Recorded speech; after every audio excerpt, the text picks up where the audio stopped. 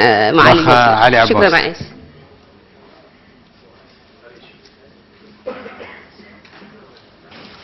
السلام عليكم. وعليكم السلام. أبو عبد الرحمن، شو أخباركم؟ والله الصراحة فشلتونا، والله فشلتونا حكومة، الصراحة فشلتونا. أضم صوتي عبد الحليم مراد، النائب عبد الحليم مراد، والله فشلة. 69 مليون، 69 مليون نواب تتكلم سعادة الرئيس وما سعادة منهم. فشلتونا. لا بعد الوزير ما قصر صراحة، يقول في لجنة واللجنة بتدرس واللجنة بتولد لجنة، وإن شاء الله ما أدري مسابقة أنا أعرضها عليكم الحين كم لجنة في حكومتنا الموقرة. أي سؤال؟ بعد كلام الرئيس وش يقول الوزير؟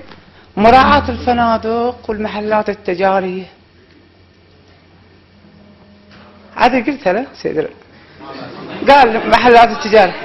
أنا في مثل عندنا في سنابس، أنا قصيدي من هنا إذا وزارة الكهرباء أو هيئة الكهرباء تحط الفواتير بأسامي، بالأسامي، يعني الأسامي فلان بن فلان عليه فوق 5000، بس اللي فوق 5000 والله يطلع لنا كامل، لأن معظم الفنادق سكنية فصارت منه، الشقق الفندقية منه، المحلات التجارية من المواطنين، ومساكين مال مدينة عيسى قطع عليهم الفقارة، قطع عليهم وصل.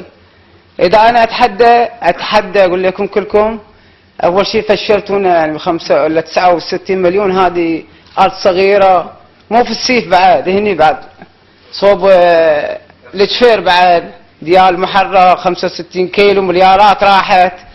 ما تقدر الحكومة 69 مليون، 400 مليون خالد عبد العال عاطين في الخسارة، قلفير خسارة عاطينه يا شكرا لكم، مجالي شكرا لكم، راحت. هذا قلنا ما عليه، خلها تروح. 69 مليون حكومة، تلفون واحد قالوا ادفعوه. نص البحرين المحرق دفنتوها، البساتين دفنتوها، السيف دفنتوه كامل، ما في أرض. بيعوا أرض سغنون نفس ما قال الشيخ وفكونا. مجلس الدولة ودولة البحرين الحين فيها مشاكل سياسية واقتصادية ووطنية ولحمة وطنية واجد مشاكل. ما 59 كم نائب باحثة، ابتسام باحثة، الشيخ باحثة، الكل باحثة. مجلس 69 مليون، والله حكومة تفشل صراحة. 69 مليون. أملاك الدولة 65 كيلومتر، جيبوا لنا مال 5 كيلومتر ومندفعها. خلي الحكومة تاخذ 5 كيلومتر تبيعها تدفع كهرباء. مسكين مساكين مال مدينة عيسى قطع الكهرباء عليه.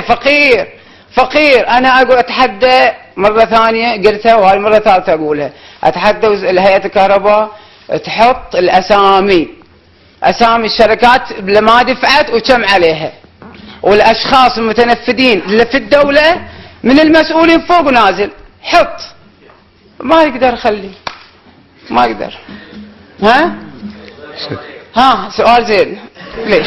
سؤال زين ليش؟ لأن أول الأسامي الاسكارتون والريجنسي وهذا تعرفون له من بعد، ما يحتاج أقول لكم. سمو والشيخ والتاجر الفلاني والمحل التجاري وهذا، هذه مي حالة. والله هذه مي حالة. في عندي بعد ربع دقيقة أتكلم فيها وأنا مرتاح. تفضل.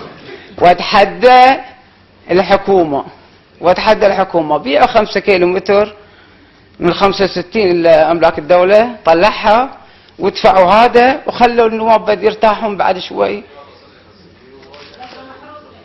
ما في والله وش اسوي. لكن بعد والمرة الثالثة وآخر مرة أعيدها باقي ربع دقيقة، أتحدى هيئة الكهرباء وأتحدى الحكومة تحط الأسامي في أي جريدة. الايام، الوسط، الوطن، تلفزيون البحرين، خلي تعلن الاسماء، نفس ما تحط اعلان حق الوحدات السكنيه اسامي المواطنين المستفيدين، شكرا يحطون اسامي المتخلفين عن الدفع. وشكرا لكم.